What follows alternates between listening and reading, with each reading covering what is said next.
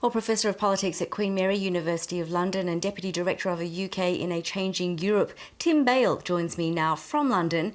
Now, Tim, we've just heard from Boris Johnson there and Jeremy Corbyn as well, after a massive blow to Mr Johnson's government yesterday. But he doesn't seem to have been hurt too much by it, judging from his performance at PMQs today. No, well, some people would argue that, in fact, this has been his plan all along in order to trigger a general election, which he believes he could win. He, as it were, forced the issue yesterday and can now accuse the opposition of blocking his intention to take us out of the EU on the 31st and indeed perhaps of scuppering the chance of a deal, although I think most people are sceptical, certainly about the latter. Well, how difficult a decision was it for the 21 Tory MPs who rebelled, and what's their future looking like within their party? Well, it was a huge decision for them. I mean, it really is historically unprecedented. We've seen groups of MPs lose the whip before for going against the party line, but never quite so many as this, and never so many big beasts, so many big hitters.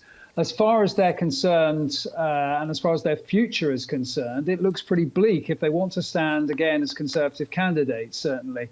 It is open to their local constituency parties to re-adopt them come what may, but the leadership of the Conservative Party, the centre of the Conservative Party, if you like, can override the local party's wishes and simply bring someone else in as a candidate. So it looks now as if we do go to a general election, those people aren't going to be standing as Conservative MPs. Well, first, we've got a Brexit debate coming up. How crucial is this? It's about to get underway in the next couple of hours.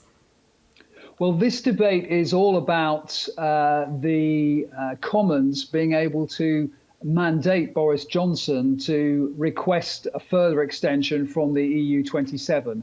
Given the mathematics of the vote yesterday, it looks almost certain that they will be able to pass that legislation. It will then go to the upper house, the unelected House of Lords. There's a possibility that it could be filibustered and therefore thrown out by the House of Lords, but most people think that won't happen. So we will then be in a situation where the Commons effectively has mandated Boris Johnson to ask for an extension. But what's also going on, of course, is Boris Johnson's own motion under the Fixed Term Parliaments Act to try and get a 2/3 majority of the House, which he requires in order to hold an early general election. At the moment, that certainly doesn't look very likely. It could be, however, that we revisit that one next week after the legislation mandating him to request an extension has been passed. Well, if we do get to that stage, how key is the timing of a possible election, given that the Brexit deadline is October the 31st? Oh, it's absolutely crucial. Boris Johnson is suggesting an election at the moment on October the 15th. That would mean, were he to win that election, he would be able to repeal the piece of legislation that is going through at the moment and take the UK out of the EU without a deal, if he so wished.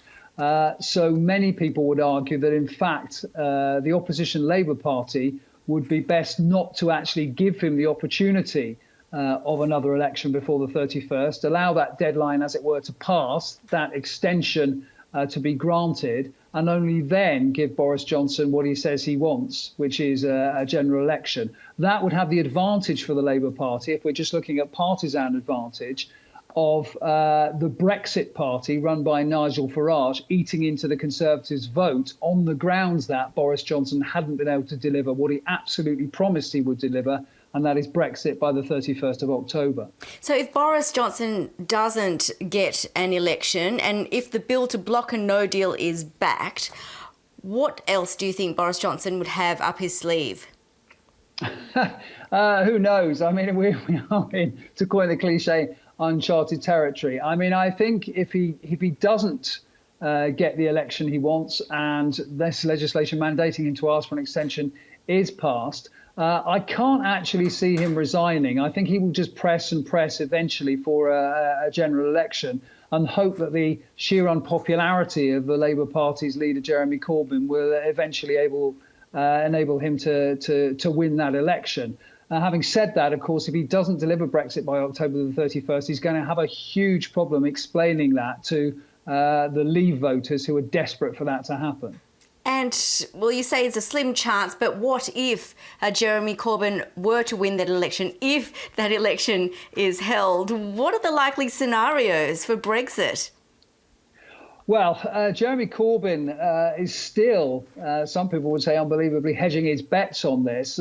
He's aware, of course, that some Labour voters voted Leave and he wants to keep them on board. So he's not completely thrown out the idea that Labour would somehow be able to negotiate a better Brexit deal with the EU 27.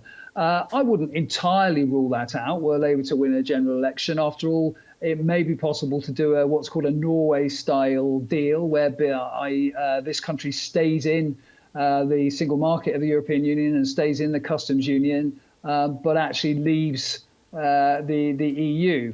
I think most people would see the most likely outcome of a Labour government in the end as a second referendum on the EU, at which Remain might stand a better chance of winning than it did last time around. Professor Tim Bale, thanks so much for joining us. A lot still up in the air, but hopefully we will see what unfolds in the coming days and weeks.